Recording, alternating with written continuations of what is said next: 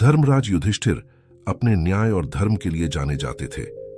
महाभारत का युद्ध समाप्त होने के बाद वे धर्मपूर्वक राज्य कर रहे थे और प्रजा बहुत खुश थी।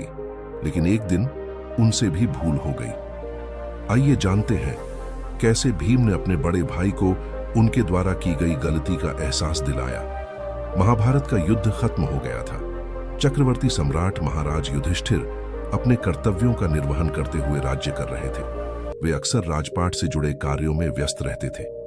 एक दिन युधिष्ठिर किसी विषय पर अपने मंत्रिमंडल से चर्चा कर रहे थे कि अचानक एक ब्राह्मण अपनी समस्या लेकर उनके पास पहुंचा। दरअसल कुछ दुराचारियों ने उनसे उनकी गाय छीन ली थी और इसी बात की शिकायत करने वह महाराज के दरबार में पहुंचा था। लेकिन अपने व्यस्त कार्यक्रम के चलते वह ब्राह्मण की बात नहीं सुन पाए। महाराज युधिष्ठिर ने उस ब्राह्मण से कहा, आज तो मैं काफी थक गया हूं, आप कृपया कल सुबह आइएगा, आपकी अवश्य सहायता की जाएगी। इतना कहकर युधिष्ठिर वहां से चले गए। वह ब्राह्मण बहुत उम्मीद लेकर महाराज युधिष्ठिर के दरबार पहुंचे थे, लेकिन महाराज युधिष्ठिर के इस व्यवहार से उन्हें निराश ही लौटना पड़ा। जब वे लौट रहे थे तो महाबली भीम की नजर उन पर पड़ी। महाबली भीम ने ब्राह्मण देव को रोककर उनसे उदासी का कारण पूछा। तब उन्होंने सारी बातें भीम को बताई। भीम ने सारी बात सुनकर ब्राह्मण को आश्वासन दिया और कहा कि जल्द ही उनकी समस्या का समाधान हो जाएगा। भीम को अपने बड़े भाई के इस व्यवहार के बारे जानकर बहुत आश्चर्य हुआ। फिर उन्होंने कुछ सोचा और फिर सैनिकों को पूरे नगर में ढोल नगाड़े बजाने का आदेश दे दिया। यह सब देखकर नगरवासियों से भीम से पूछा कि आखिर ऐसा कौन सा अवसर है जो नगाड़े बजाए जा रहे हैं।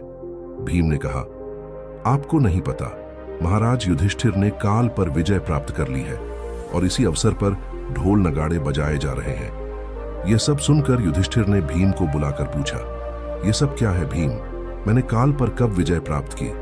भीम ने कहा, भ्राताश्री, अभी कुछ समय पहले ही तो आपने ब्राह्मण को यह कहकर लौटा दिया कि उनकी समस्या का समाधान आप कल करेंगे। इसका मतलब तो यही हुआ ना कि आपको पता है कि कल या भविष्य में आप जीवित रहेंगे। तो मैंने समझा कि आपने अवश्य ही अपने काल पर विजय प्राप्त कर ली होगी, तभी तो आपको पता है कल आप इस संसार में मौजूद रहेंगे। भीम के इन वचनों को सुनकर महाराज युधिष्ठिर को अपनी गलती का एहसास हुआ और उन्होंने तुरंत ब्राह्मण की सहायता की और आदरपूर्वक उनकी गाय उन्हें दिलवा दी। महाभारत से जुड़ी इस कहानी से हमें यह सीख मिलती है कि कभी भी कार्य को कल पर नहीं टालना चाहिए। कई बार हम आलस के चलते भी कार्य को कल पर टाल देते हैं, लेकिन यह सही नहीं है।